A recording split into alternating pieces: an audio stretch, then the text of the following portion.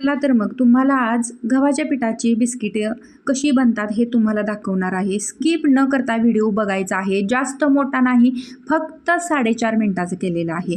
यामध्ये तुम्हाला सगळी माहिती मिळणार आहे, ए टू झेड माहिती मिळणार आहे। ही माहिती यूट्यूबवर कुणीही सांगितलेली नाही। मी 6 ते 7 वर्ष झालं मी बघते यूट्यूबवरती, बरंचच मी सर्च केलं, पण ही माहिती कोणीही दिलेली नाही।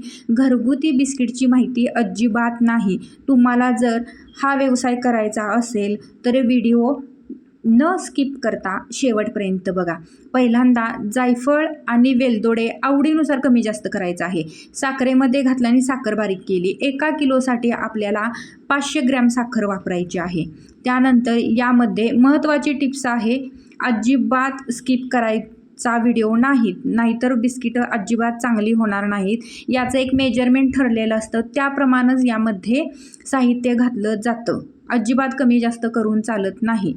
त्यासाठी 300 ग्रॅम तूप घालायचं आहे। आपल्याला 1 किलोच्या गव्हाच्या पिठाची बिस्किट बनवायची आहे, त्याचं मी मेजरमेंट देते। अर्धा किलो साखर बारीक केलेली, 300 ग्रॅम तूप, दूध अर्धा लिटर आणि वेलदोडे जायफळ आवडीनुसार। यामध्ये ड्रायफ्रूट घातले तरी चालते, पण आज मी ड्रायफ्रूट यामध्ये घातलेलं नाहीत।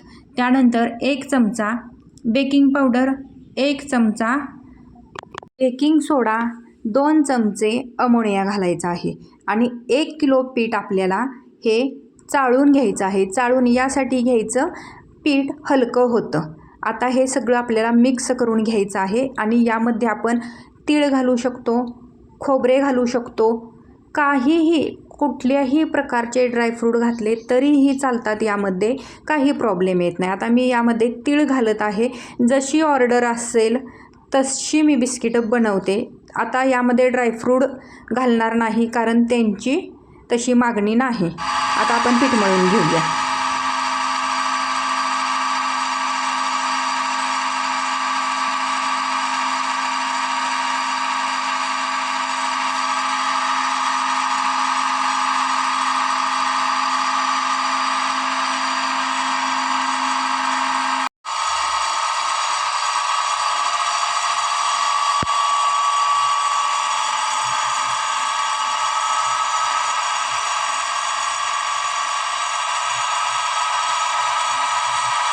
चांगलं एकसारखं मळून घ्यायचं आहे। त्याचे एकसारखे गोळे करायचे आहेत। 18 ते 20 ग्रॅमचा हा एक गोळा तयार होतो। आमच्या हातामध्ये बसलेला आहे, त्यामुळं याचं वजन करायची काही गरज नाही। एका वाटीला प्लॅस्टिकची पिशवी घालायची, रबर लावायचा आणि त्यानं हे प्रेस करून घ्यायचं। बऱ्याच ठिकाणी आम्ही लाकडी ठोकळे वगैरे बघितले, पण वाटीसारखं इतकं चांगलं होत नाही। त्यावरती तिळे लावायचे आहेत। आता हे तिळे लावणं म्हणजे ऑप्शनल आहे, आवड निवड आपापली असते। गोळे प्रेस करून झालेले आहेत। आता आपण बेक करण्यासाठी 20 मिनिटं ठेवणार आहोत।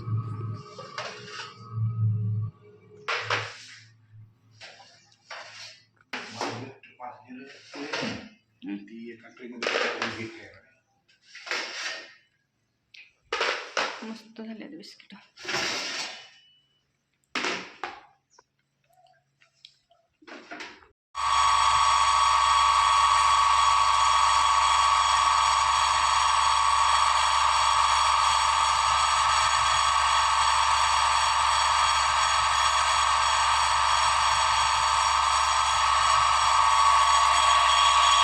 ओव्हनला टायमर असतो, त्याचा बजरसुद्धा होतो, त्यामुळं 20 मिनटं झालेली आपल्याला समजतात आणि 20 मिनटानंतर अशी सुंदर बिस्किटं तयार झालेली आहेत। सहज निघतात ही बिस्किटं।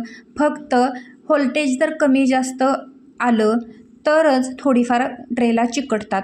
तर अशा पद्धतीनं ही बिस्किटं मी तयार करते। तुमचे जर काही प्रश्न असतील तर कमेंटमध्ये नक्की विचारा आणि तुम्हाला डिटेल्समध्ये कुठंही न मिळालेली माहिती तुम्हाला मिळेल। व्हिडिओ कसा वाटला कमेंटमध्ये सांगा। भेटू उद्याच्या व्हिडिओमध्ये, तोपर्यंत बाय।